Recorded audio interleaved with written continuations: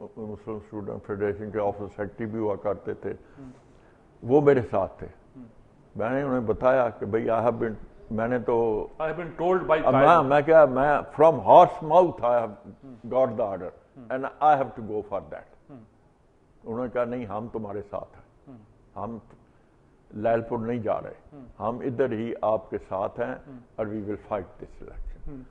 تو جس وقت 2-3 دن ہم نے باغ دور کی، جس محلے میں جائیں آپ یہ سوچ کے حیران ہوں گے کہ تمام عورتیں ہمیں کہیں وے تہاڈا بیڑا گرک، تانوں کی ہو گیا؟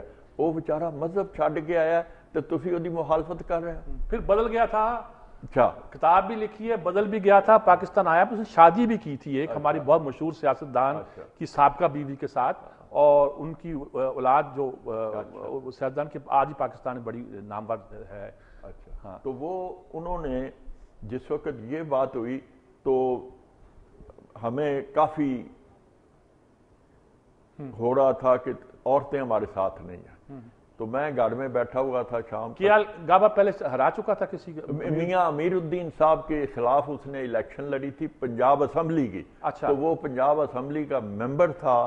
میاں امیر الدین صاحب ایک بہت بڑی فگر تھی لاہور کی، نہیں لاہور کی بہت بڑی فگر تھی اور بڑا کریکٹر والے آدمی تھے اور بڑے علامہ اقبال کے سمدھی بھی ہیں، سمدھی جو تھے لیکن بذات خود وہ ایک بہت بڑے آدمی تھے. ٹھیک ہے. تو لیکن اس نے یہ کیا گابے نے کہ وہ عورتوں کے ووٹ سے جیتا، مردوں کے ووٹ سے میاں امیر الدین جیتے تھے. عورتوں کا اتنا ووٹ اس نے ڈلوا لیا تھا کہ وہ میاں امیر الدین کو چند ووٹوں سے ہرا گیا. تو ہمیں جس وقت میاں صاحب نے یہ بتایا، میاں صاحب ہمارے ساتھ تھے، تو میں جس وقت شام کو گھر پہ تھا تو والدہ نے پوچھا کیا ہوا کیا ہے تمہیں، کل سے بالکل چپ ہو. میں نے انہیں بتایا کہ ہم یہ الیکشن لڑ رہے ہیں لیکن مجھے سمجھ نہیں آ رہی کہ ہم عورتیں ہمارے ساتھ نہیں دے رہی ہیں. تو وہ کہنے لگے اچھا دیکھیں گے، میں کل تمہارے ساتھ چلتی ہوں، کیونکہ وہ پائیاں والا میدان یہ ہے باٹی اور لوہاری کے درمیان میں. تو وہاں پہ اسکول تھا وکٹوریا اسکول. اس اسکول کی وہ پڑھی ہوئی تو 4-5 ہی تھیں، لیکن اس وقت کی مسلمان عورت کے لیے 4-5 جو تھی وہی تعلیم ہوتی تھی. تو وہ میرے ساتھ گئیں، جتنی ان کی واقفیت تھی ادھر گئی. پھر شیش محل میں میری اپنی والدہ کی رشتہ داری تھی کیونکہ وہاں کی وہ رہنے والی تھی. تو جس وقت ہم پھر شروع ہوئے تو اللہ کا فضل اتنا زیادہ ہوا الیکشن جیت گیا کہ میں لاہور کی جو جدھر آج کل لاہور کا یہ تحصیل ہے نا، یہ اس وقت تحصیل کا آفس علیحدہ ہوتا تھا. تحصیلدار کا دفتر تھا جس کے اندر تحصیلدار کی عدالت تھی، نائب تحصیلداروں کی 2-3 وہاں پہ پولنگ ایجنٹ تھا. اس میں نمبر 2 پولنگ ایجنٹ تھا مولانا ظفر علی خان کا، اور ہمیں بڑی خوشی ہے کہ وہ الیکشن ہم نے جیتے. ایک بات جی، قائد اعظم سے دوسری ملاقاتیں آپ کی کہاں ہوئی؟ جس وقت پھر حضرت قائد اعظم محمد علی جناح رحمۃ اللہ علیہ لاہور آئے، اسی الیکشن کی وجہ سے آئے کہ مسلمانوں کو بتانے کے لیے کہ you have to get this election آن.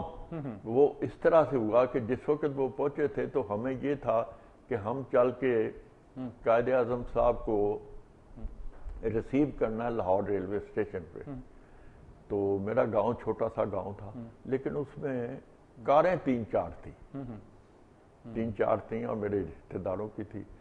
تو جس وقت وہاں فیصلہ ہو رہا تھا کہ ہمارے پاس تیسری کار ہی نہیں ہو رہی تھی کہ جا کے ان کو لے کے آنا ہے.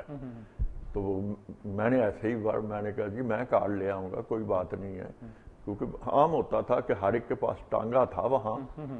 تو جس کسی کی کار لینی ہوتی تھی ٹانگا ادھر بھیج دیتے تھے تو کار مل جاتی تھی کوئی اتنا بہت. تو مجھے یاد ہے میں نے اپنے جس وقت چاچا سے بات کی تو اس نے کہا ٹھیک ہے کل اس کو ٹانگا بھیج دے تو وہ لے چلا جائے گا. تو جس وقت آگے ہوا تو وہ کہتے ادھر آؤ، کائے کے لیے کار چاہیے؟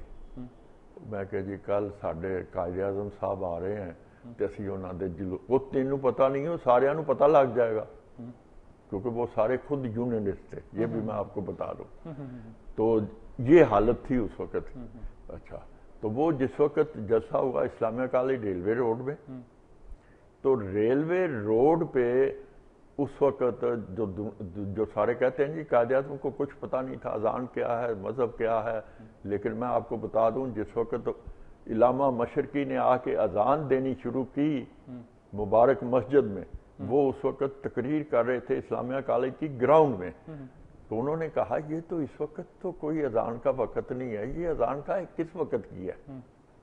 تو وہ صرف کنفیوژن پیدا کرنے کے لیے تھی کہ یہاں تک ان کو یہ پتا تھا کہ آیا یہ وقت اذان کا ہے یا نہیں ہے، میں صرف یہ آپ کو بتا. تو اتنی دیر میں جو خاکسار تھے وہ جلسے کے اندر اور حبیبیہ ہال کا جو گراؤنڈ ہے سمجھ گیا میں، ہاں ٹھیک ہے، اس طرف سے ہو کے وطن سکول سے ہو کے یہ سٹیج کے پچھلی طرف پہنچ چکے تھے. تو ہمیں سب کو یہ امید تھی کہ پورا 1945 میں حضرت قائد اعظم محمد علی جناح رحمۃ اللہ علیہ پنجاب میں آئے ہی نہیں ہیں، صرف آئے ہیں سرحد جانے کے لیے نومبر میں، صرف جہاز سے اترے ہیں کیونکہ اس وقت والٹن کا ایئرپورٹ جو تھا بھی یہ چل رہا تھا، ٹھیک ہے، وہاں پر رکے ہیں. فیروز خان نون نے ان کو ناشتہ دیا ہے، اس کے علاوہ وہ نہیں آئے. جتنے آپ کو کہتے ہیں نہیں 45 میں یہ ہوا، قائد اعظم نے یہ کہا، وہ آئے ہی نہیں ہے. میں بالکل اچھا ٹھیک ہے. تو جس وقت وہ وہاں سے جلسے میں کافی بھگدڑ مچ گئی تو قائد اعظم نے ابھی جس وقت وہ تقریر کر رہے تھے تو علامہ صاحب ادھر سے آئے تو انہوں نے کرسی خود، مجھے یاد ہے حمید بھٹی ہمارے ہوتے تھے سرگودے کے، اسٹوڈنٹ فیڈریشن کے تھے اور لا کالج کے تھے اس وقت، انہوں نے قائد اعظم نے کہا تو اس نے کرسی جا کے علامہ صاحب کو دی کہ جی آپ ادھر بیٹھ جائیں. وہ بیٹھ بھی گئے لیکن کیونکہ پیچھے آ گئے تھے، قائد اعظم بڑے سمجھدار تھے، انہوں نے تقریر بڑے طریقے سے ختم کی. تو جب باہر آئے تو ہم 4-5 ان کے پیچھے بیٹھ گئے وہ پروٹیکشن کے لیے. تقریر کیا تھی خاص بات ابھی بتا رہے تھے آپ؟ تقریر انہوں نے یہی کہا تھا کہ this is a very very crucial time for the Muslims. آپ نے باہر نکل کے یہ ووٹ ڈالنا ہے، مسلم لیگ کو ڈالنا ہے، اور یہ پاکستان آپ کے قدموں میں ہے اگر آپ ووٹ دیتے ہیں تو. سب سے بڑی ان کی تقریر یہ تھی. تو جب یہ الفاظ سنے انہوں نے کہا نو ڈونٹ سٹ ہیئر، گاڑی میں جائیں آپ، میں یہاں ٹھیک ہوں، میں چلا جاؤں گا. Go back, don't allow Allama to address the public from this platform. تو جس وقت میں واپس پہنچا ہوں تو اس وقت تک سٹیج پہ قبضہ ہو چکا ہوا تھا. تو سٹیج کے ہم نے کیا کیا، مولانا عبدالستار نیازی مجھ سے سینئر تھے اسلامیہ کالج کی، وہ وہاں کھڑے تھے. تو مولانا نے جیب سے نکالا ایک چھوٹا سا چاقو، کہتے یہ اس کی کناتیں کاٹ دیں. جب ہم نے کناتیں کاٹی تو وہ پورا جو تھا نا شامیانہ وہ سٹیج کے اوپر گر گیا. وہ جتنے ساختار اوپر چڑھے ہوئے تھے جنہوں نے سٹیج پہ قبضہ کیا ہوا تھا وہ اس کے اندر، اس طرح سے ہم نے ان کو نکالا. وہ آپ کہتے ہیں انہوں نے کہا کہ اسلامی نظام عمر کو وہ آئے تھے یہ مارچ کے مہینے میں. اچھا، وہ مارچ کے مہینے کی بات ہے. وہ کیا بات ہے وہ چاہتا ہوں؟ یہ جس وقت ہماری الیکشن ہوئی نا، میں آپ کو صرف یہ عرض کرنا چاہتا ہوں، تھوڑا سا مجھے پیچھے جانے کی اجازت. میں اس لیے چاہتا ہوں کہ ساری بات آ جائے، وقت ہمارے پاس اتنا ہی ہوگا جتنی بات. اچھا، تو وہ جس وقت حضرت قائد اعظم، کسی کو بھی امید نہیں تھی، ہماری اپنی آدمیوں کو نہیں امید تھی کہ ہم اتنی الیکشن جیت سکیں گے، لیکن اسلامیہ کالج ریلوے روڈ کا ایک ایک اسٹوڈنٹ جو ہے وہ باہر نکلا ہوا تھا. یہ کالج جنوری، فروری، مارچ کے پہلے ہفتے تک تقریباً بند ہی تھا. جو آتا تھا صرف اپنا پتہ کرنے کے لیے آتا تھا کہ میری کس ضلع میں ڈیوٹی لگی ہے، وہ وہاں سیدھا چلا جاتا تھا. کوئی اپنے خرچ پہ سب جاتے تھے. تو جس وقت وہ الیکشن جیت گئے تو یہ میرا خیال 22، 23، 24، 25 مارچ کی بات ہے. تو وہ جس وقت یہاں آئے تو انہوں نے جس وقت وہ پہلے انہوں نے اسلامیہ کالج کے پروفیسروں کو ڈیوٹی دی کہ آپ مہربانی کر کے ایک سلیبس بنائیں جو کہ ہمارا اسلامی نقطہ نظر کا ہو، اور جو بات وہ اسٹوڈنٹ سے کرتے تھے وہ یہی کہتے تھے کیونکہ اس وقت سب کو امید تھی. انہوں نے سلیبس بنانے کی بات کیجیے. جی ہاں. پھر اس کے بعد انہوں نے کہا دیکھیں اس وقت یہی امید تھی کہ ہم پاکستان पंजाब में वजारत मुस्लिम लीग की होगी क्योंकि सबसे ज्यादा सीटें इसकी थी, किसी की सीटें इतनी नहीं थी। तो उस वक्त हजरत कायद आजम ने सबको ये कहा, देखें we have to make this Pakistan, ये एक किस्म का एक्सपेरिमेंटल होगा जिसमें कि हमने we have to read the Nizam of हजरत उमर अलैहिस्सलाम। ये पब्लिकली कहा या ये स्टूडेंट्स को कहा। अच्छा, स्टूडेंट्स को कहा। स्टूडेंट्स को आप कहा। थे वहां? मैं था वहां। आप उसके गवाह हैं गोया? जी। उन्होंने कहा कि हमने we have to achieve this thing, कि हमने पहुंचना है हजरत उमर अलैहिस्सलाम के निजाम पे।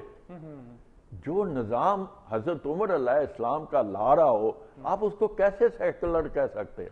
कहना साहब, जहां मैं एक वक्फा लेना है, वक्फे के बाद हम इंशाल्लाह बात देखें कितनी इंटरेस्टिंग बातें जी, और जो उन्होंने सुनी हुई हैं, जो उनके सामने हुई है, वो तारीख बयान करें। तारीख तो इतनी लंबी है, मुझे अंदाज़ा नहीं मैं कितनी बयान करवा सकूंगा इनसे, लेकिन बहुत सी बातें बहुत इंपॉर्टेंट हैं।